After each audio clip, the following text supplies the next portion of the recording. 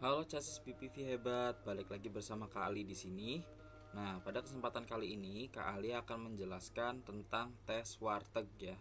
Yang belum subscribe, di-subscribe dulu ya. Nah, ini adalah tes warteg. Apa sih tes warteg? Jadi di tes TNI ataupun Polri ini ada salah satu tes, yaitu tes warteg.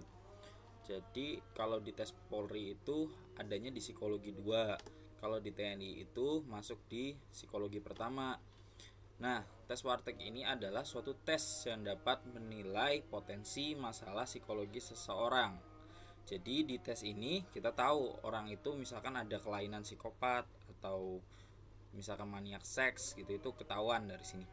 Hingga melihat panduan karir seseorang. Nah, cocok nggak sih si anak ini masuk ke TNI ataupun Polri gitu.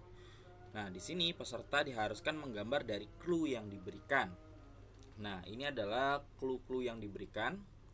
Ya, ini yang bentuk 8 yang biasa digunakan pada tes TNI Polri.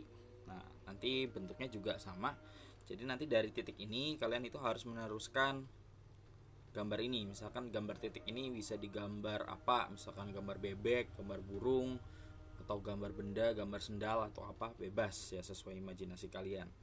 Namun ada beberapa hal yang perlu sekali harus diingat ya, atau hal-hal apa saja yang tidak boleh dilakukan. Nah, ini adalah tips-tipsnya. Yang pertama, kertasnya harus bersih ya. Jadi kalau misalkan terpaksa menghapus, itu silakan hapus sebersih mungkin ya untuk kertasnya ya. Lalu gambar juga tidak boleh diarsir ya, tidak disarankan untuk diarsir untuk gambar. Lalu gambarlah yang termudah agar waktu bisa tercapai. Nah, tidak disarankan menggambar urut ya. Misalkan gambar dari A, B, C, D, E, F, G, H. Nah, ketika gambar urut itu tandanya orang itu orangnya terlalu kaku seperti itu dan tidak kreatif dinilai. Lalu yang kedua, usahakan tidak memulai gambar dari kolom E ataupun G. Nah, kenapa gitu? Kolom E ini memiliki kecenderungan seks yang terlalu tinggi ya. Itu. Jadi sedangkan yang G ini dia memiliki kecenderungan suka kesadisan atau suka berbau darah seperti itu. Jadi orang yang psikopat ketika melihat titik-titik ini itu melihat ini seperti darah gitu. Nah, berikutnya tips yang berikutnya. Nah, nanti akan ditanya gambar mana yang disukai dan gambar mana yang tidak disukai. Pilih gambar yang paling disukai itu gambar yang mengarah dari pekerjaan yang dilamar. Contoh misalkan ada gambar granat. Nah, kalian mau ngelamar TNI nih. Nah, pilih gambar granat itu sebagai gambar yang disuka. Nah, sedangkan gambar yang tidak suka itu gambar yang tidak mengarah ke pekerjaan yang dilamar. Contoh misalkan saya pengen lamar TNI nih. Nah, saya itu pilih jarum suntik sebagai gambar yang tidak saya suka, karena jarum suntik itu berhubungan dengan medis. Ya, tidak berhubungan dengan tentara seperti itu contohnya. Nah, ini ada contoh. Ada contohnya seperti ini.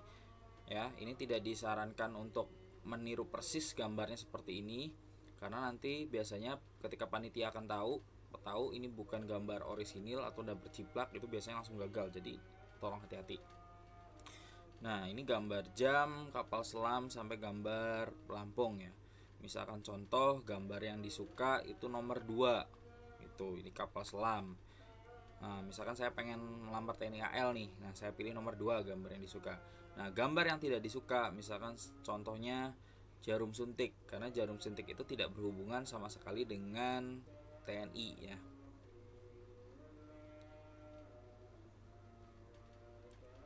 Oke. Lanjutin lagi. Jadi untuk setiap kotaknya ini memiliki filosofi ya.